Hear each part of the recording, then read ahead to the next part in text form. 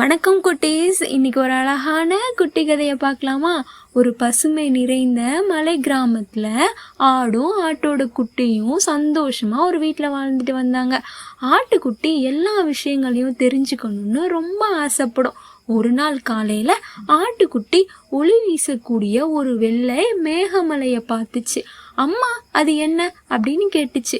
அதுக்கு அம்மா சொல்றாங்க, அது மந்திர மேகமலை குட்டி, அது ரொம்ப ஆபத்தான இடம், யாரும் அங்க போக மாட்டாங்கன்னு சொன்னாங்க. ஆட்டுக்குட்டி ரொம்ப ஆர்வம் அதிகமாயிருச்சு. நம்ம எப்படியாவது அங்க போகணும்னு சொல்லிட்டு அவங்க அம்மா வேலை பார்த்துட்டு இருக்க நேரம் அம்மாவுக்கு தெரியாம மெல்ல வீட்டை விட்டு ஓடிச்சு.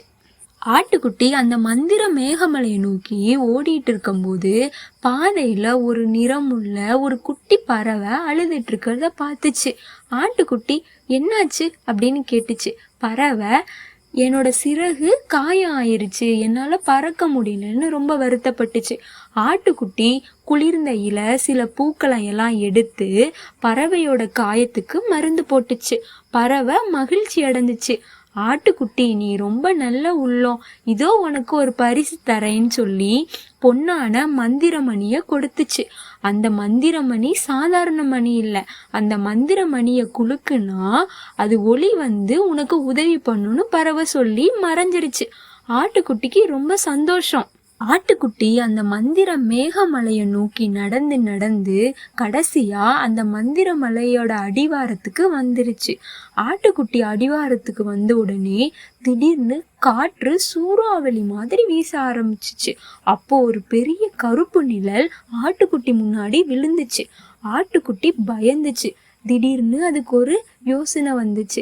பறவை நமக்கு கொடுத்த மந்திரமணி உதவி பண்ணுன்னு சொன்னதே ஞாபகம் வந்துச்சு. உடனே ஆட்டுக்குட்டி அந்த மந்திரமணி எடுத்து குலுக்குச்சு. உடனே ஒரு ஒளிவட்டம் ஆட்டுக்குட்டியை சுற்றி பாதுகாப்பா வந்துச்சு.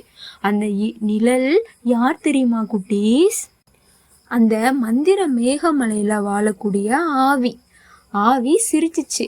நீ ஒரு சின்ன ஆடு, நீ ரொம்ப தைரியமானவள், நான் யாரையும் பயமுறுத்த மாட்டேன், இங்க நான் மட்டும்தான் வாழ்றேன், ரொம்ப தனியா இருக்கேன் அப்படின்னு சொன்னதுமே ஆட்டுக்குட்டி சிரிச்சிச்சு. நான் உனக்கு நண்பனாகிறேன் அப்படின்னு. ஆவி ரொம்ப சந்தோஷப்பட்டுச்சு. இப்ப நான் உன்னை பாதுகாப்பா உங்க வீட்டுக்கு கொண்டு போய் விடுறேன் அப்படின்னு சொல்லி ஆட்டுக்குட்டிய மெதுவா காற்றுல தூக்கி அதோட கிராமத்துக்கு கொண்டே விட்டுச்சு. ஆட்டுக்குட்டியை பார்த்தோன்னே அம்மா ஆடு ஓடி வந்து பாசத்தில் தழுவிட்டு, என் குட்டி, நான் ரொம்ப பயந்துட்டேன், இனிமே என்கிட்ட சொல்லாம எங்கேயும் போகக்கூடாதுன்னு கண்டிச்சிச்சு. ஆட்டுக்குட்டி, அம்மா இனிமேல் உங்ககிட்ட சொல்லாம எங்கேயும் போக மாட்டேன்னு அம்மா கிட்ட மன்னிப்பு கேட்டுச்சு. அவங்க 2 பேருமே சந்தோஷமா வீட்டுக்கு போனாங்க. பறவை கொடுத்த மந்திர மணியைய ஆட்டுக்குட்டி பத்திரமா வச்சுக்கிச்சு.